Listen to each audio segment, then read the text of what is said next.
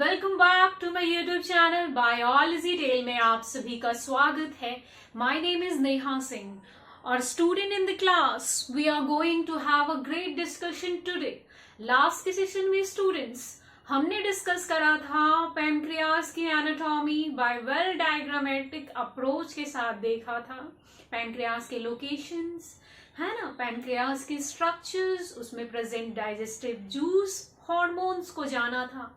आज के सेशंस में हम पढ़ेंगे कि पैनक्रियाज का फंक्शन क्या है और कैसे ये हमारे डाइजेशंस में हेल्प करता है by secreting digestive juices and enzyme. और साथ में ही पैनक्रियाज क्या काम करता है कि कुछ हॉर्मोन्स जो होते हैं हमारे बॉडी में उसको जगाने का काम करता है। So let's start our today topic that is pancreas में जो पैनक्रियाटिक जूसेस प्रेजेंट होते हैं, है ना। और ये बेटा देखो पैनक्रियाज जो है ना, वो कुछ हॉर्मोन्स को स्टिमुलेट करता है यानी जगाता है ना।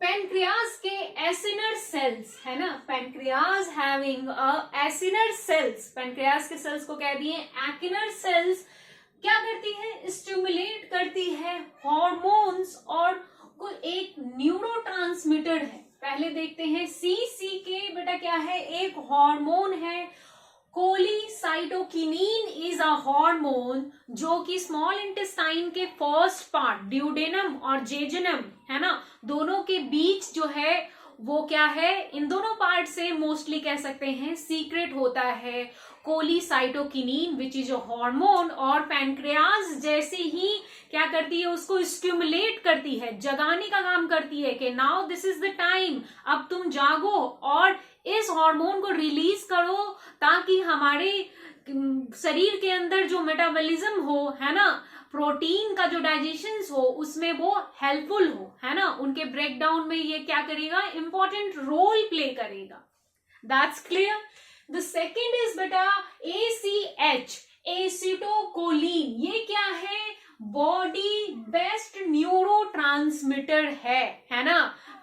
न्यूरोट्रांसमीटर को क्या कहते हैं, मैसेंजर ऑफ द बॉडी, है ना, केमिकल क्या कह सकते हैं, chemical messenger of the body, है ना। ये क्या काम करती है, न्यूरोट्रांसमीटर एसिटोकोलिन, है ना, that is the also stimulated by pancreas. Pancreas इसको क्या करती है, इस न्यूरोट्रांसमीटर को जगाने का काम करती है।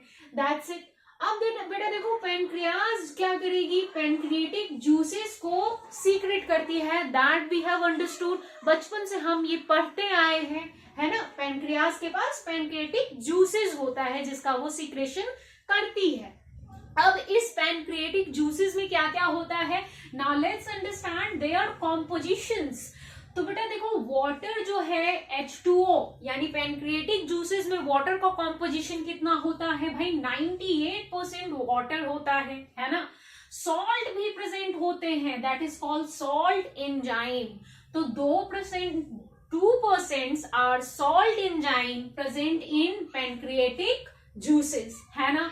अब हम देख लेते हैं कि पैनक्रियाटिक जूसेस का डेली सिक्रेशंस होता है और कितना सिक्रेशंस होता है। तो भाई कुछ खासा है ना, लीटर में सिक्रेशंस होता है, ml में नहीं, 1 to 1.5 लीटर, है ना, इसका डेली सिक्रेशंस होता है। पैनक्रियाज डेली सीक्रेट करती है पैनक्रियाटिक जूसेस को, ठीक है जी। अब हम बात कर लेते हैं कि मैम अगर डेली सिक्रेशंस भी होता है तो कुछ pH भी होगा। हाँ बेटा pH भी होता है, दैट इज 7.5 to 8.3, यानी कि एल्केलाइन होता है ना, ना ही एसिडिक है ना ही बेसिक है, that is the alkaline. 7.5 to 8.3 के बीच में pH होता है पैनक्रियाटिक जूसेस का। ये सब क्या है बेटा, that is the very most important point, है ना। अगर क्वेश्चन आ जाता है आपके एग्जाम में MCQ बेस्ड कि what is the pH of pancreatic juices, so you have to be take कि एल्केलाइन होता है ना, क्या होता है, एल्केलाइन। सो दैट्स इट, इतना पार्ट आपका क्लियर हो गया। Now let's focus toward the most important things और most important discussion pancreatic enzyme present in pancreatic juices. हमें पता है कि पैनक्रिएटिक क्या है आपका एंजाइम्स प्रेजेंट होता है पैनक्रिएटिक जूसेस में, जिसके हेल्प से उस एंजाइम के हेल्प से क्या होता है फर्दर हमारी बॉडी में कार्बोहाइड्रेट, प्रोटीन और फैट का क्या होता है डाइजेशन होता है। कैसे कैसे होता है वी विल ऑल्सो अंडरस्टैंड, है ना, हम समझेंगे। तो बेटा देखो समझते हैं यहाँ पे कि पैनक्रियास के पास पैनक्रिएटिक एंजाइम है पैनक्रिएटिक अल्फा अमाइलेज। हमने ये टर्म पहले भी पढ़ा है कि amylopsin is what pancreatic alpha amylase है ना, जो क्या काम करती है amylopsin that is the starch को ये तोड़ने का काम करेगी बेटा, यानी कि एसोसिएट कर देगी स्टार्च को, तोड़ देगी माल्टोज में। किस में बदल देगी माल्टोज में, सिंपलेस्ट फॉर्म में स्टार्च को। अब पॉइंट टू बी नोटेड यहाँ पे देखो स्टार मार्क मैंने किया है कि मेजॉरिटी ऑफ जो स्टार्च होता है वो माल्टोज में टूट जाता है with the help of the pancreatic juice, जिसके पास पैनक्रिएटिक एंजाइम्स प्रेजेंट है। कौन सा एंजाइम बेटा पैनक्रिएटिक अल्फा अमाइलेज, जिसे कहते हैं अमिलोप्सिन। ठीक है जी। अब देखो पैनक्रिएटिक प्रोटीएज, यानी प्रोटीएज से ही नाम समझ में आ रहा है कि ये प्रोटीन के मेटाबॉलिज्म में ब्रेक डाउन में हेल्प करेगा। That is the protein breaking enzyme, that is the pancreatic protease. Trypsinogen है ना, ट्रिप्सिनोजिन, जहां पे ट्रिप्सिनोजन लगा हुआ है you have to be understood कि ये इनएक्टिव स्टेट में है ना, ये क्या है इनएक्टिव स्टेट में है, लेकिन ये एक्टिवेट कैसे होगा, जागेगा कैसे with the help of the enzyme. So इस पे ट्रिप्सिनोजन पे आपका इंटेरोपेप्टिडेज एंजाइम पड़ेगा। जैसे ही उस पे ये एंजाइम पड़ा दैट कन्वर्टेड इनटू ट्रिप्सिन। किसमें बदल गया बेटा ट्रिप्सिन में बदल गया मैम। किसके हेल्प से इंटेरोपेप्टिडेज के हेल्प से, है ना, जो कि इनएक्टिव स्टेट में था।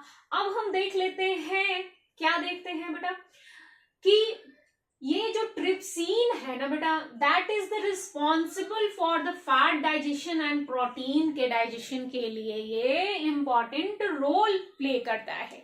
यानी कि हमारे स्मॉल इंटेस्टाइन में जो फास्ट डाइजेशन होता है प्रोटीन और फैट का, है ना, तो ये ट्रिप्सिन करती है। किसके हेल्प से इंटेरोपेप्टिडोडेज एक क्या है एंजाइम है जो कि पैनक्रिएटिक प्रोटीएज डाइजेस्टिव एंजाइम में प्रेजेंट होती है ना, जो कि प्रोटीन और फैट के डाइजेशन के लिए रिस्पॉन्सिबल होता है। ड्यूडेनम के फर्स्ट, यानी ड्यूडेनम कह दिया आपका, क्या कह दिया ड्यूडेनम, है ना। ड्यूडेनम क्या है बेटा, ड्यूडेनम क्या है first part of a small intestine है। स्मॉल इंटेस्टाइन का फर्स्ट पार्ट जहां पे डाइजेशन होगा प्रोटीन और फैट का। ट्रिप्सिनोजन इनएक्टिव स्टेट में तो अब एक्टिवेट होके ट्रिप्सिन बन जाएगा इंटेरोपेप्टिडेज के प्रेजेंस एंजाइम के हेल्प से। That is clear, understood. The second thing is that Kylo, है ना, काइलोट्रिप्सिनोजन, अब ये भी जन लगा हुआ है तो that is also inactive state. अब ये काइमोट्रिप्सिनोजन ट्रिप्सिन में बदल जाएगा मैम। किसके हेल्प से इंटेरोपेप्टिडेज के हेल्प से, यानी the same enzyme is also acting in this chymotrypsinogen, जो कि इनएक्टिव स्टेट में था अब एक्टिवेट होके काइमोट्रिप्सिनोजन में बदल रहा है। ठीक है मैम। अब बेटा देख लेते हैं प्रोटीन। प्रोटीन जो है वो टूट रहा है कार्बोक्सी पेप्टिडेज में, यानी कि ट्रिप्सिनोजन एंजाइम जैसे ही प्रोटीन के ऊपर पड़ेगा that will be change into carboxy peptidase.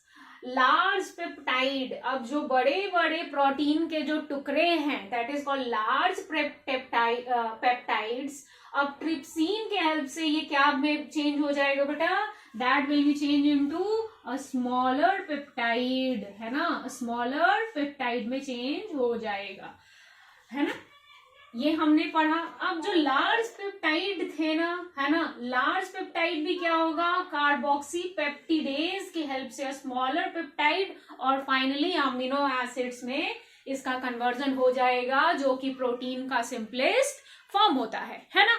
So this is about the today discussion. हमने प्रोटीन के मेटाबॉलिज्म को आज समझा है कि कैसे प्रोटीन और कार्बोहाइड्रेट यानी स्टार्च कैसे कैसे टूटती है, किस पैनक्रिएटिक एंजाइम के हेल्प से वो इनएक्टिव स्टेट से एक्टिव स्टेट में चेंज होती है ना, और फिर सिंपलेस्ट फॉर्म में चेंज होके हमारे ब्लड में ये मिल जाती है, एब्जॉर्प्शंस हो जाता है।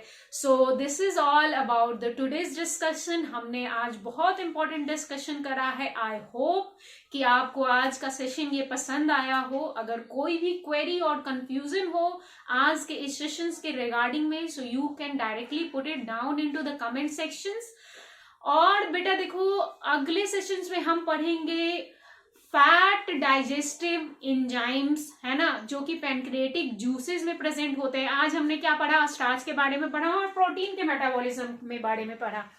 अब फैट डाइजेस्टिव एंजाइम्स भी प्रेजेंट होते हैं, जिससे फैट का मेटाबॉलिज्म होता है, ब्रेक डाउन होता है फैटी एसिड्स में और स्मॉलर ग्लोब्यूल्स, फैट ग्लोब्यूल्स में। वो हम नेक्स्ट के डिस्कशन में देखेंगे। और साथ में ही हम देखेंगे डाइजेस्टिव डिसऑर्डर्स, जैसे कि हाँ इनडाइजेशन होता है ना, फूड पॉइजनिंग हो गया, बहुत सारे डिसऑर्डर्स होते हैं, उन सारे डिसऑर्डर्स के बारे में बात करेंगे।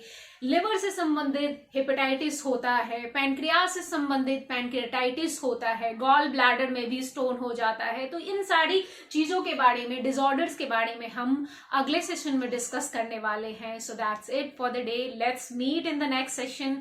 Till then, bye bye, take care, have a nice day.